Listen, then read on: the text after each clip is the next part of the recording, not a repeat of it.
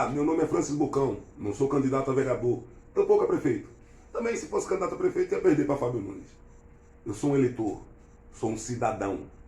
E a minha missão, minha luta nessas eleições é mostrar os motivos pelos quais você deve votar em Fábio Nunes e Miguel Leles no dia 15 de novembro.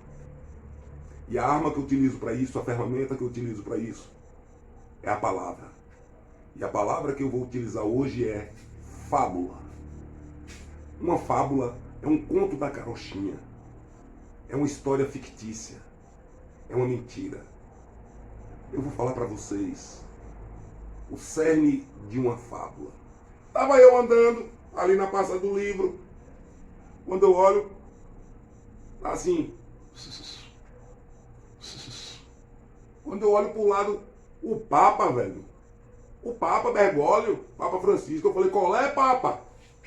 Papa, qual é, Bocão? E aí, chega aí. Eu falei, Papa, qual é mesmo? Fazendo o que aqui na Lapa? Ele falou, pô, tô aqui dando rolé. Pô, Papa, me ajuda aí, Papa. Tô querendo fazer um puxadinho na minha casa. Me ajuda aí, me dá uma moral aí. O Papa falou, tá bom, velho. Vou te dar uma moral. Ó, vai lá na loja Los Hermanos e pega um bloco pra eu ajudar na sua casa. Eu falei, pô, Papa, um bloco. Tá bom, eu vou lá. Fui lá na loja Los Hermanos. Ó, meu irmão, o Papa mandou eu pegar um bloco aí. Os caras na hora me deram o bloco. Aqui é o bloco, ó. Ó o bloco. Me deram o bloco. Vou fazer meu puxadinho. É sério o Papa que me deu, velho. Tô acreditando não, né? Tá achando que isso aqui é mentira, que isso aqui é conto da carochinha. Vou mostrar aqui pra vocês, ó. Anota aqui, ó. Ah, meu irmão, foi o Papa que me deu.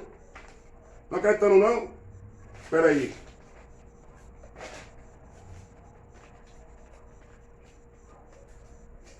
Assinatura do Papa aqui, velho.